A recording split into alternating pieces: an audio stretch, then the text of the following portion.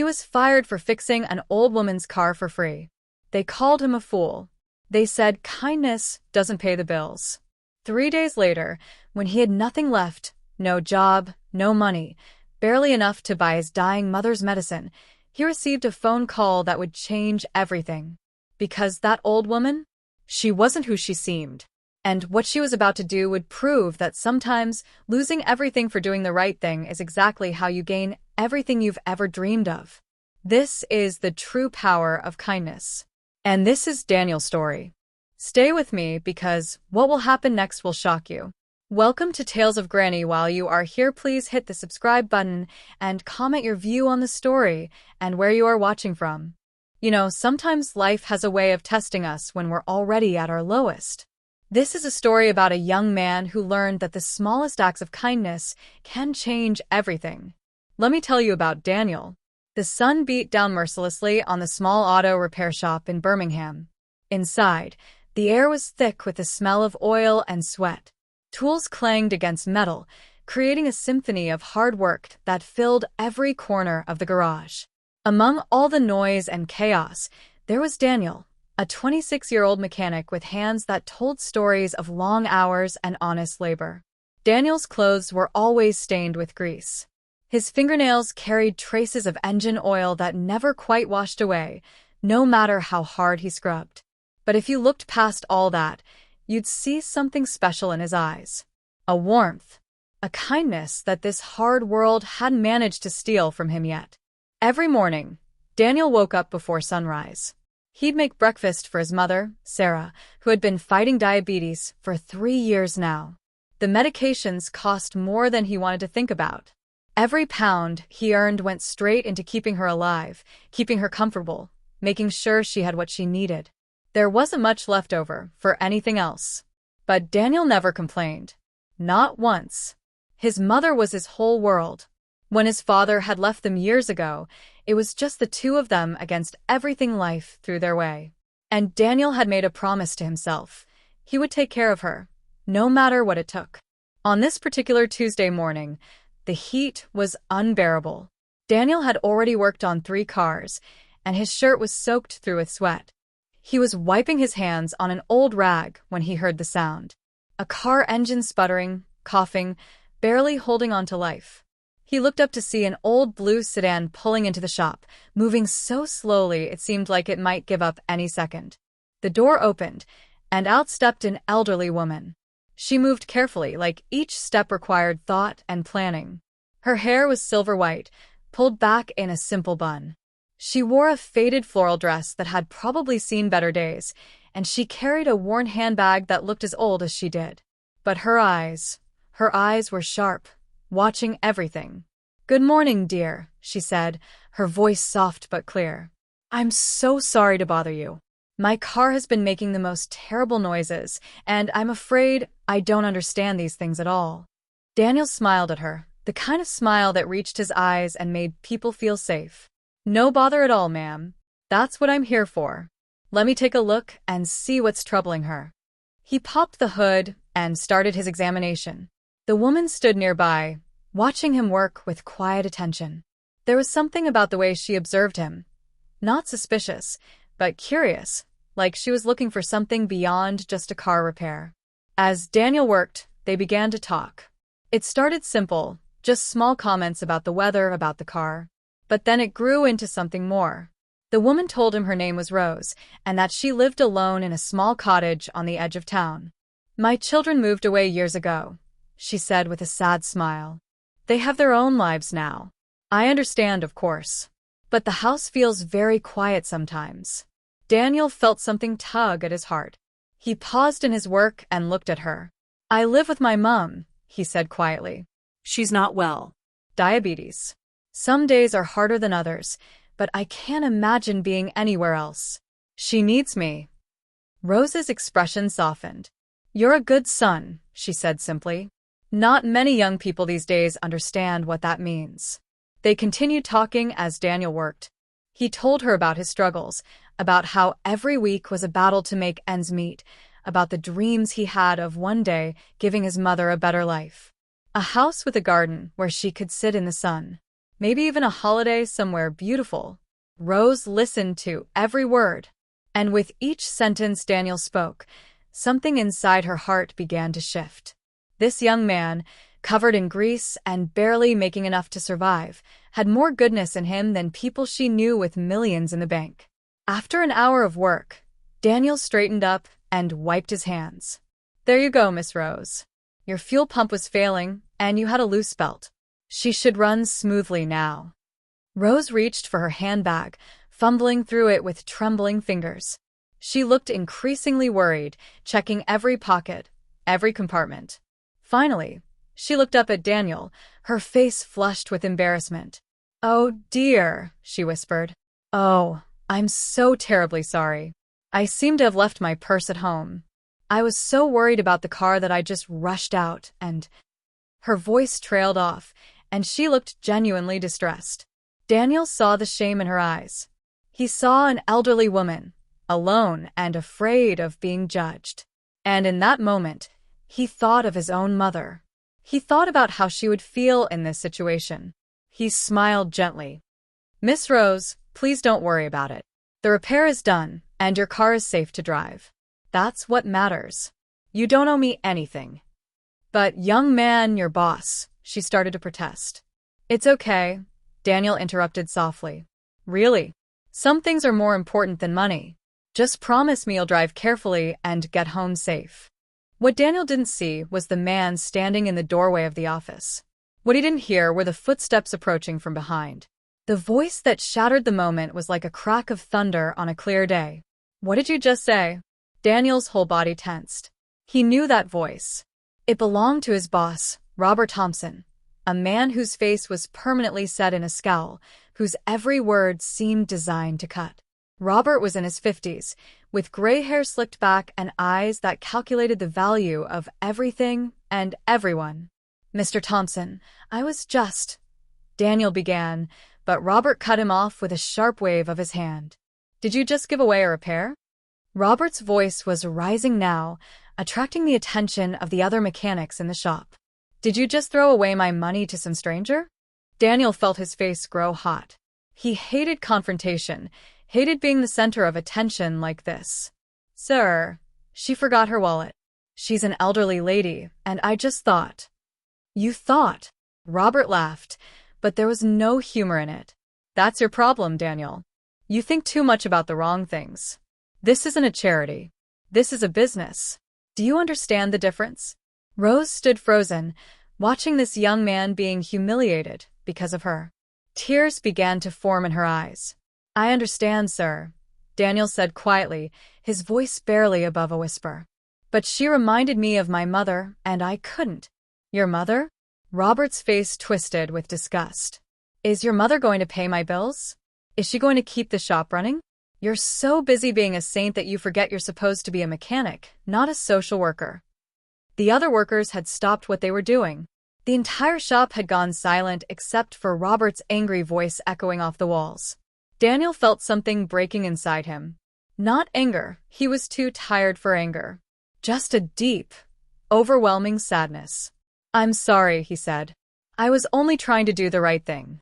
"The right thing?" Robert stepped closer, his face now inches from Daniel's. "The right thing doesn't pay rent. The right thing doesn't buy food. The right thing doesn't keep a business alive. You know what your problem is? You're too soft. Too weak. That's why you'll always be poor. Always be struggling. Because you give away what little you have to people who don't deserve it." "She deserved kindness," Daniel said, his voice cracking. "Everyone deserves that. You're fired." The words hung in the air like a death sentence. Daniel felt the world tilt beneath his feet. Fired. He was fired. How would he pay for his mother's medicine? How would he pay rent? How would they eat? "Mr. Thompson, please." Daniel's voice broke completely now. "Please, I need this job. My mother, she's sick and I'm all she has. I'm begging you." "I don't care about your mother," Robert said coldly. "I care about this business. Take off your uniform and get out. I want you gone in 5 minutes." Rose couldn't stay silent anymore. "Sir, please." She stepped forward, her own voice shaking. "This is my fault. I'm the one who forgot my money. Don't punish this kind young man for. Lady, I don't know who you are and I don't care. Robert turned his cold gaze on her. But next time you come to a business, make sure you can actually pay for the service. Now, if you'll excuse me, I have a shop to run. Daniel's hands were shaking as he removed his work shirt. Underneath, his t-shirt was damp with sweat and marked with old stains. He looked around at the shop, the place where he'd worked for 3 years, where he'd learned everything he knew, where he'd poured his heart into every repair. Thank you for the opportunity, he managed to say, though his throat was so tight he could barely get the words out. I'm sorry I disappointed you. He walked toward his small locker to gather his few belongings. His toolbox, the one his grandfather had given him. A photo of his mother taped inside the locker door. A spare pair of gloves. Rose followed him with her eyes, tears now streaming down her wrinkled cheeks. When Daniel walked past her on his way out, she reached out and grabbed his hand. I'm so sorry, she whispered. This is all because of me. Daniel looked down at this elderly woman, and despite everything that had just happened, despite losing his livelihood, despite the fear crushing his chest, he smiled at her. A real smile. It's not your fault, Miss Rose, he said gently. You didn't do anything wrong. Sometimes life just works out this way. He squeezed her hand once, then let go, and walked out into the blazing afternoon sun. Behind him, he could hear Robert already barking orders at the other mechanics, his voice sharp and impatient.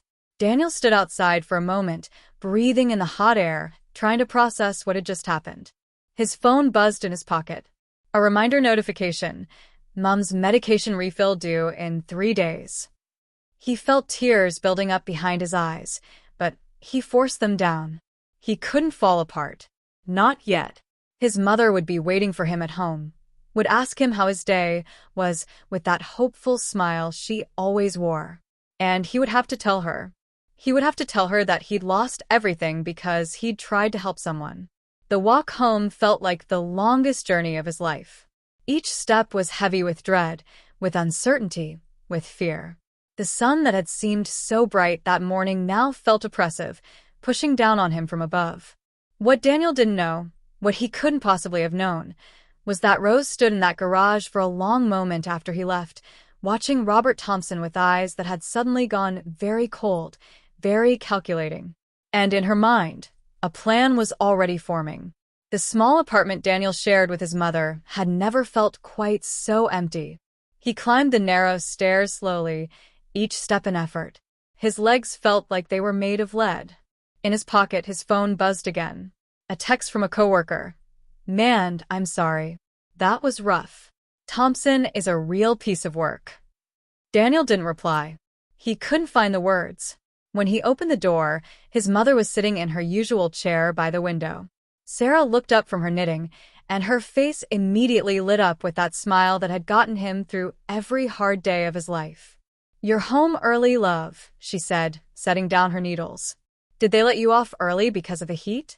Daniel stood in the doorway, and suddenly all the strength he'd been holding on to just disappeared. His shoulders sagged. His eyes filled with tears. And before he could stop himself, he was crying. Daniel? His mother's voice filled with alarm. She tried to stand, but her legs were weak these days. Daniel, what happened? Are you hurt? He crossed the room and knelt beside her chair, laying his head in her lap like he'd done when he was a little boy. She stroked his hair with gentle, practiced movements, waiting patiently for him to find his voice. I lost my job, Mom, he finally whispered. I'm so sorry. I'm so sorry. Oh, my dear boy, she said softly, continuing to run her fingers through his hair. Tell me what happened. So he did. He told her everything, about Rose, about the car, about his decision to help her, about Robert's fury and the public humiliation. When he finished, he waited for her disappointment, for her worry, for her fear about how they would survive. Instead, she lifted his chin so he was looking into her eyes. Did you do what you thought was right? She asked. Yes, he said. Then I'm proud of you. Her voice was firm, certain. Daniel, listen to me. We've been poor before. We've struggled before. We'll manage somehow. But the one thing I never want you to lose is your good heart. That's worth more than any job, than any amount of money. But your medicine, he said, his voice breaking again. How will I? We'll figure it out, she interrupted gently. We always do. God provides, my love. And goodness always finds its way back to those who practice it. You'll see. That night, Daniel couldn't sleep. He lay in his small bed, staring at the ceiling, listening to the sound of rain beginning to fall outside. Tomorrow, he would start looking for a new job. He'd go to every shop in Birmingham if he had to. He'd work anywhere doing anything. He couldn't let his mother down. But even as he made these plans, doubt crept into his mind like the rain seeping through the cracks in the window frame. Who would hire him without a reference? Robert Thompson was well known in the area. If he spoke badly of Daniel, and he would, who would take a chance on him? What Daniel didn't know was that across town, in a beautiful home surrounded by gardens, Rose was sitting at an antique desk, making phone calls. Her voice, which had been soft and trembling in the garage, was now crisp and commanding. Yes, I need the property prepared by the end of the week, she was saying. Have the lawyers draw up the papers. And Thomas, please make sure everything is perfect. This matters to me. You see, Rose wasn't just some random elderly woman. Her full name was Rose Hartford, and once upon a time, she'd built one of the most successful property development companies in England. She'd retired 10 years ago after her son had died in a car accident. The grief had nearly destroyed her. She'd sold most of her business interests and stepped away from public life. But she'd kept her wealth. And more importantly, she'd kept her sharp mind and her ability to read people. For years, she'd been searching for someone who reminded her of the son she'd lost. Someone with that same gentle spirit, that same instinct to help others even when it cost them dearly. She'd found that in Daniel, and she deliberately tested him by pretending to forget her wallet. She needed to know if his kindness was real or just an act. When Robert Thompson had fired him, when she'd seen Daniel still smile at her despite losing everything, she'd known. This young man was the real thing. 3 days passed. Daniel spent every hour applying for jobs, walking from shop to shop, filling out applications. Each rejection felt like another stone added to the weight on his chest. Some places said they weren't hiring. Others took one look at him and seemed to find some excuse. On the 4th day, when his mother's medication was running dangerously low and Daniel was beginning to feel the sharp edge of panic, his phone rang. Unknown number. Hello, he answered, his voice weary. Is this Daniel Cooper? A woman's voice, professional and kind. Yes, this is Daniel. My name is Patricia, and I'm calling on behalf of a client who wishes to remain anonymous for now. They were very impressed with your character and would like to offer you a position. Would you be available for an interview tomorrow at 10? Daniel's heart began to race. Yes, absolutely. Where should I go? She gave him an address on the other side of Birmingham, a business district he'd never had reason to visit. Just ask for me at reception, she said. And Daniel? Dress comfortably. This isn't a formal interview. When he hung up, his hands were shaking. Hope, that dangerous, fragile thing, began to bloom in his chest. His mother, hearing the conversation, smiled at him from her chair. See, she said simply. I told you. Goodness finds its way back. Daniel borrowed his neighbor's car to make the drive across Birmingham. He wore his best clothes, a simple button-down shirt and clean jeans. It was all he had. As he drove through neighborhoods that grew progressively nicer, doubt began to creep in again. What kind of job could possibly be in this area? These were office buildings, corporate headquarters, places where people wore expensive suits and carried briefcases. What could someone like him possibly do here? When he pulled up to the address, he thought he'd made a mistake. The building was modern, all glass and steel, with a small sign out front that read, Hartford Automotive Center. Opening soon. Automotive Center? But this building looked brand new. There were workers still putting finishing touches on the landscaping. Confused, Daniel parked and walked to the entrance. A kind-looking woman in her 40s met him at the door. Daniel? She asked with a warm smile. Yes, ma'am. I'm supposed to ask for Patricia? That's me. Please come in. There's someone who wants to meet you. She led him through the building, and Daniel's confusion only grew. The place was incredible. State-of-the-art equipment, multiple service bays, computers, and diagnostic tools he'd only ever dreamed of using. Everything was clean and new and organized. I don't understand, he said quietly. What kind of position is this for? Patricia just smiled mysteriously. Just through here. She opened a door to an office, and Daniel stepped inside.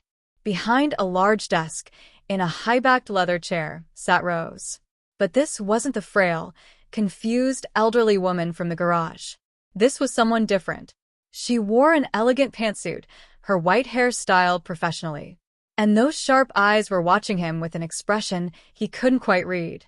Miss Rose. Daniel's voice was barely a whisper. Hello, Daniel, she said, standing up. Please sit down. We have a lot to talk about. He sat, feeling like he'd stepped into a dream. Or maybe a nightmare. He couldn't tell which. I owe you an explanation, Rose began, folding her hands on the desk. My full name is Rose Hartford. Perhaps you've heard of Hartford Properties. Daniel shook his head. He didn't follow business news. Well, that's probably for the best, she smiled slightly. I spent 40 years building a successful company. I made a lot of money. I met a lot of people. And do you know what I learned, Daniel? He shook his head again, unable to find his voice. I learned that most people, when they think no one important is watching, show you who they really are. And very few of them are good. She paused, her eyes growing distant. I had a son. His name was James. He was kind like you. He died 11 years ago in a car accident. He was on his way to help a friend whose car had broken down on the motorway. A lorry didn't see him, stopped on the shoulder. I'm so sorry, Daniel managed to say. Rose's smile was sad but genuine. Thank you. After he died, I lost interest in everything. My business, my social life, everything felt empty. I sold most of my holdings and retired. But I kept certain resources. And I kept looking. Looking for what? For someone like my son. Someone who would choose kindness even when it cost them everything. She leaned forward. When my car made that noise, which was real, by the way, I went to several shops before yours. At each one, I pretended to forget my wallet. Do you know what happened? Daniel shook his head. At the first shop, they threatened to call the police. At the second, they kept my car until I could return with payment. At the third, they simply called me a liar and told me to leave. She paused. Then I came to your shop. And you, a young man who clearly didn't have money to spare, who was struggling to care for your sick mother, you just helped me. No questions asked. Daniel felt tears building up again. It was the right thing to do. Yes, Rose said firmly. It was. And when that horrible man fired you for it, when you lost everything, you still smiled at me. You still tried to make me feel better. Do you understand how rare that is? I don't understand what this has to do with. He gestured around the office. Rose stood up and walked to the window, looking out at the new building. This automotive center is mine. I had it built over the past 6 months.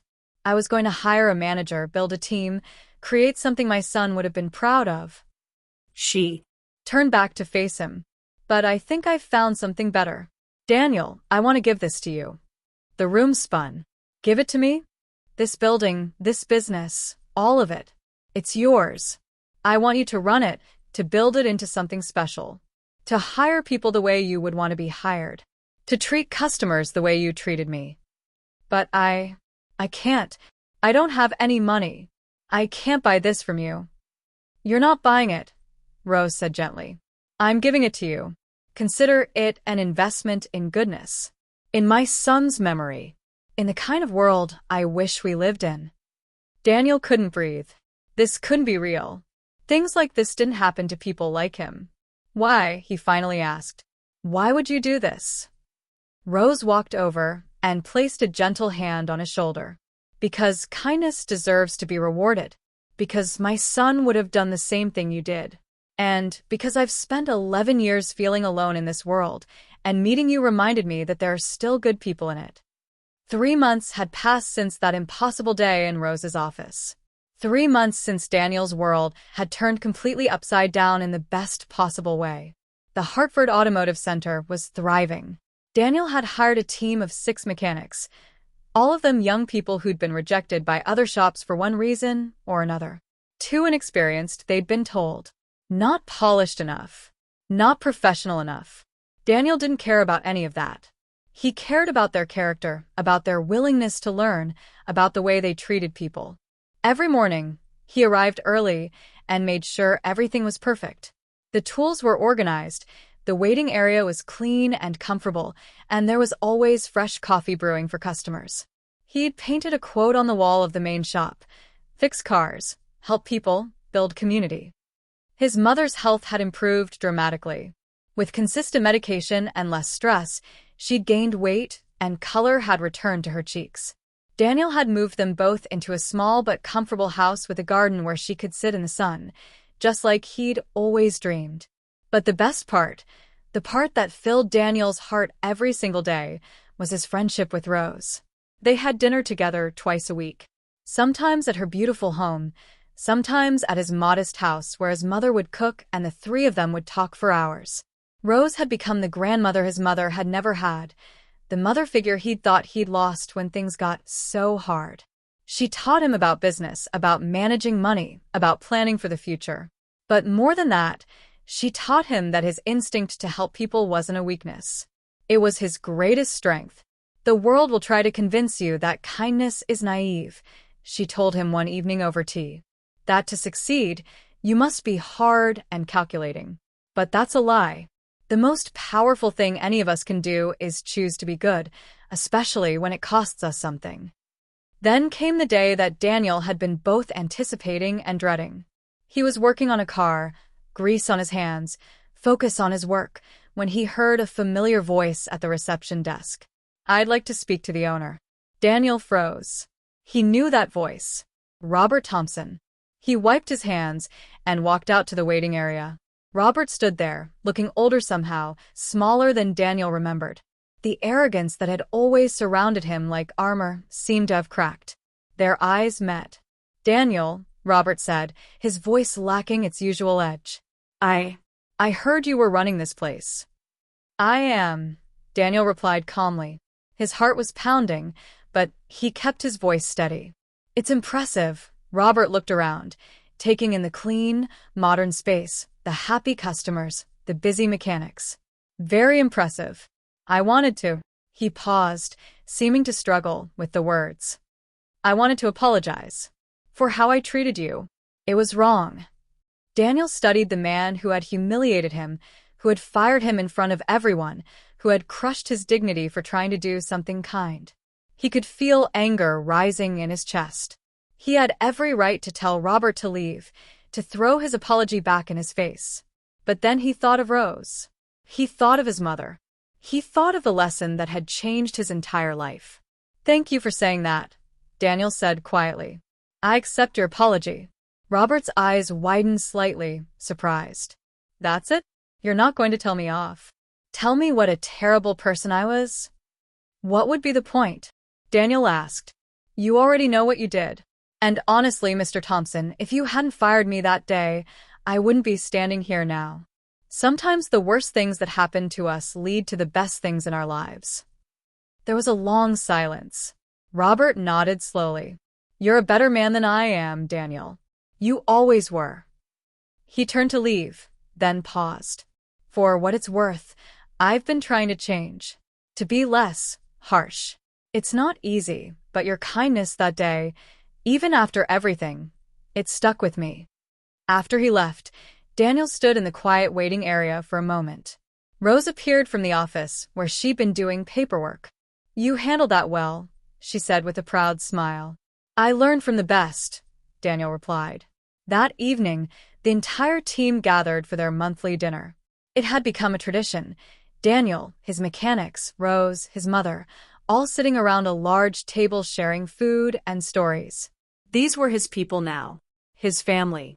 As they ate and laughed, Daniel looked around the table and felt a peace he'd never experienced before. His mother was healthy and happy. He had work that fulfilled him. He had friends who cared about him. He had Rose, who had become the angel he never knew he needed. "I want to propose a toast," Rose said, standing with her glass. Everyone quieted down. "To Daniel, who reminded me that goodness still exists in this world. And to all of you, who prove that every single day. May we never forget that how we treat people, especially when no one important is watching, defines who we really are." They all raised their glasses. "To goodness," they said in unison. Later, as Daniel locked up the shop for the night, he stood outside looking up at the sign bearing his name. The night was clear, stars visible despite the city lights. He thought about that hot day in Robert's garage, about the elderly woman who seemed to need help, about the decision to choose kindness even when it cost him everything. He'd thought he was helping a stranger. He'd had no idea he was helping an angel in disguise. His phone buzzed. A text from Rose. "Proud of you, son. See you for tea tomorrow." Son. She'd started calling him that a month ago, and every time she did, his heart swelled. He texted back. "Wouldn't miss it. Thank you for everything." As he drove home through the quiet streets of Birmingham, Daniel understood something fundamental about life. The world will try to teach you that kindness is weakness, that generosity is foolishness, that helping others will only hurt yourself. But the world is wrong. Because in the end, it's not what we keep that defines us. It's what we give away. And sometimes, when we give with no expectation of return, the universe has a way of giving back more than we ever imagined possible. Daniel had given away a free car repair. In return, he'd received a new life, a new family, and a reminder that being good is never, ever a mistake. And that, friends, is worth more than all the money in the world.